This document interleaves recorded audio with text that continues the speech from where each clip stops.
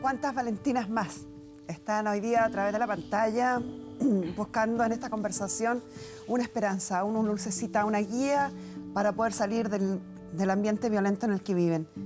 Sé que es súper difícil, es doloroso, es un camino a veces solitario y a veces implica dejar de lado todo, olvidar todo para empezar de nuevo. Pero es tan importante hacerlo, no solo porque ponemos en riesgo nuestra vida, la de nuestros hijos, sino porque también por nuestra dignidad. Llegar y salvarse, que pase el tiempo, como yo le decía a Valentina, y mirar hacia atrás y darse cuenta que uno pudo sola, que uno pudo reinventarse, te hace una mujer tremenda, una mujer fuerte y una mujer que ya después no se puede contra todo. No hay nadie más que vuelva a ponerla a uno en ese camino.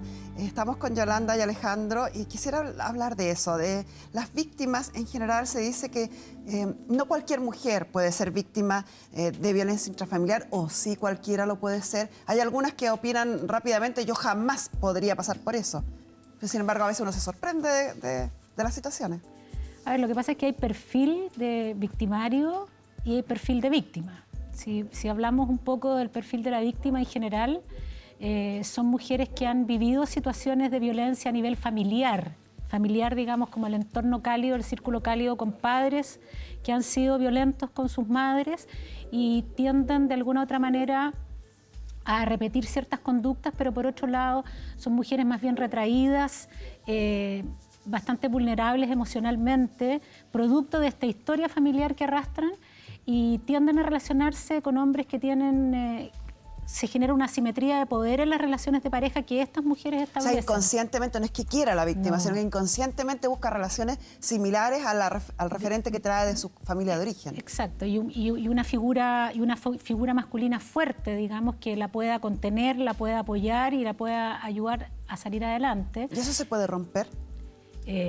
Se rompe con dificultad, con mucho apoyo. Es muy importante primero tener la decisión, Carmen Gloria, de hacerlo, de que efectivamente quieras salir de ese círculo de violencia que hablaba la representante del CERNAMEC recién, que es un círculo bien particular, porque tú partes, digamos, la etapa 1 es de la tensión que se genera en la relación de pareja. Entonces, primero hay una cierta tensión en lo verbal, un control, un cuestionar cómo vas a salir tú vestida para ir a trabajar, y se generan ahí una cierta discusión, pero en un tono bastante menor, digamos.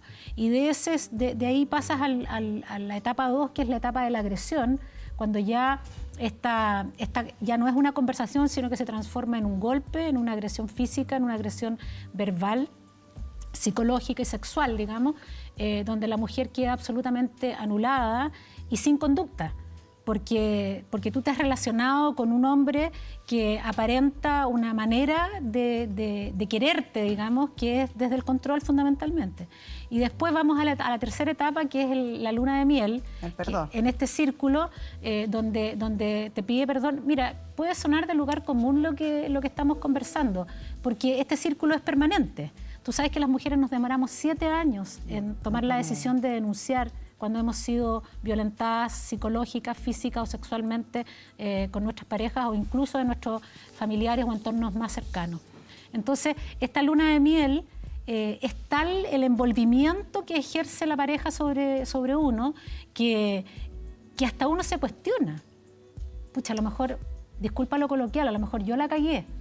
¿Ah? O sea, yo tuve la culpa, él es una buena persona, él me quiere. Es común que uno escuche explicaciones como eso cuando la víctima todavía está dentro de este embrujo. Es que yo tengo la culpa, es que me quiere mucho, por eso es tan celoso.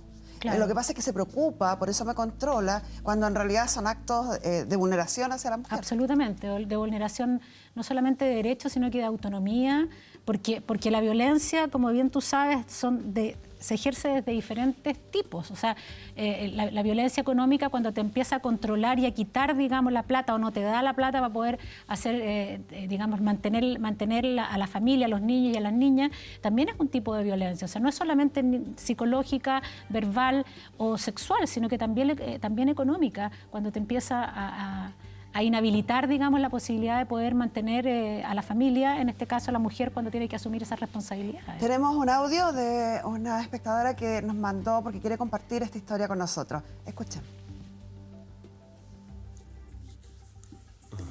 A mí me tomó 25 años en donde destrozó mi vida y mi autoestima. Cuando logré salir me encontré sin nada, sin estudios, sin dinero, nada de nada. Me costó muchísimo, lloré otro tanto, pero se puede. Hoy estoy sola, pero estoy tranquila e intentando armarme. Y decirle a todas que a la primera vez que les digan que no se arreglen, o las menosprecien en público o quizás en privado, cuando las hagan sentir que tienen más obligaciones y menos derechos que él, o cuando discutiendo él golpea una pared o un mueble, cuando les aplaste el ego o les mate los sueños, cuando se ríen de sus ideas, se burlen y minimicen sus planes, cuando les mientan, las controlen o las insulten o quizás las humillen, cuando minimicen lo que a ustedes les duele o cuando les rompe el alma y tengan el descaro de culparlas. Él no es el indicado. Salgan de ahí, se puede salir de ahí. Somos mujeres y somos valientes. Se puede salir. Se los dice alguien que sobrevivió a 25 años de malos tratos, humillaciones y golpes. Se puede. Se puede. Se puede y necesitaremos la obligación de hablar sobre el tema, porque cuando se está viviendo, cuando es presente esta historia, pareciera que no hay escapatoria, pareciera que no hay salida. Y nuestra sociedad, hasta lo que uno que trabaja en el tema se da cuenta que es muy prejuiciosa. Existe todavía esto que dicen, es que esta es tonta, o será que le gusta, no es que yo no me meto porque es cosa de pareja. No hay mucha contención tampoco del círculo cercano a veces. A ver, son dos extremos. O hay una gran contención por parte del círculo cálido, como dices tú, o efectivamente emiten juicios, porque esto es parte de los sesgos, de los estereotipos, de los micromachismos en las que hemos sido educadas tú y yo. Porque las primeras que caemos, digamos, en conductas machistas somos las madres. Entonces, salir de esa situación, digamos, implica un cambio cultural que tiene que ver con cómo enfrentamos las situaciones desde el punto de vista personal, pero también cómo la sociedad se hace cargo y cómo nos hacemos cargo nosotros como sociedad chilena. Yo quiero hablar de lo que nos está pasando acá hoy día, digamos, y lo que ha pasado con la eso situación mismo te de iba a decir, Antonio. tú hablaste del micromachismo, y el micromachismo y el machismo es transversal en nuestra sociedad, independiente del grado de educación, rango, autoridad, que detentes. O sea, en el caso de Antonio Alejandro, se ha visto harto de esto, el cuestionar la situación en la que ella estaba, donde se produce este abordaje de este señor, o las opiniones del juez de respecto a lo que estaba pasando, o a la forma en lo que pasó. Tú sufriste en carne propia, siendo hombre, defendiendo a tu hija, lo que es este micromachismo. Sí. La verdad es que ha sido un proceso de aprendizaje como hombre para entender más aún lo que sufren las mujeres. Mi hija es el ejemplo, ¿ya? Y con toda la información que he recibido nos damos cuenta de que no es una tarea solamente de nosotros unirnos, juntar ideas, llevar al Congreso, mejorar. No es tan solo eso, ¿ya? Mi postulación es que nosotros tenemos que hacer un círculo y cerrarlo de una buena vez y decir, esto va a cambiar, ahora va a cambiar. ¿Cómo lo cambiamos? Lo cambiamos atacando todas las instituciones, todas las entidades, todas las personas. No Esto solamente... no va a cambiar porque publiquen una ley. No va a cambiar. Va a cambiar porque las mamás se están dando cuenta, ¿cierto?, cómo mejorar la educación de sus hijos. Las mamás, los papás, me refiero a la familia. Eso es muy importante, pero eso no va a tener sentido ni base si en los colegios tampoco se hace lo mismo. No va a tener sentido si en las universidades no enseñamos, ¿cierto?, algo de esto. No va a tener sentido si los abogados aprenden en la universidad, ¿cierto?, esto mismo. No va a tener sentido si el Poder Judicial no aplica constantemente la información. Y todos los organismos dependientes, o sea, el Ministerio de Salud, cómo reciben a las víctimas, y ese es el gran problema. El gran problema que tenemos hoy día es que no se atreven a denunciar. Hoy día tenemos 94 casos en una semana que nos llega de gente que ha sido abusada en este país, ¿cierto? Y no se atreve porque el común es que no se atreven porque le da vergüenza, porque qué le van a decir su amigo, su familia, y cómo llegan a las instituciones que tienen que... Finalmente, este machismo del que hablamos no solo produce el daño evidente en la víctima, sino que además produce el daño después en la búsqueda de justicia o en la búsqueda de obtener a algún responsable de esos actos. ¿Cómo evitamos entonces, o cómo hacemos las mamás que todavía tenemos la supremacía respecto a la crianza de los hijos, cosa que no debiera ser, pero sigue siendo? ¿Cómo evitamos criar hijos machistas? Perdona, déjame decirte solo una cosa a propósito de lo que está diciendo Alejandro.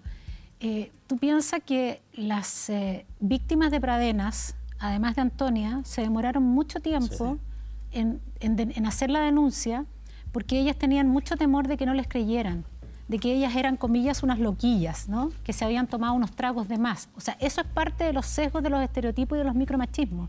Respecto a que si las mujeres nos emborrachamos, somos sujetos de derecho de los hombres. Es como que le damos permiso. Le estamos dando permiso, o si andamos con una pollera corta, o si andamos con un escote, eso a ellos les da derecho a estar por sobre nosotras en una situación de asimetría de poder y de utilizarnos, porque ese es el concepto al final. Entonces las jóvenes se demoraron, o sea, a propósito de aquello. Hace poco una sentencia de un juez que trascendió que era un desahogo sexual el que había hecho el victimario con la víctima, a ese nivel.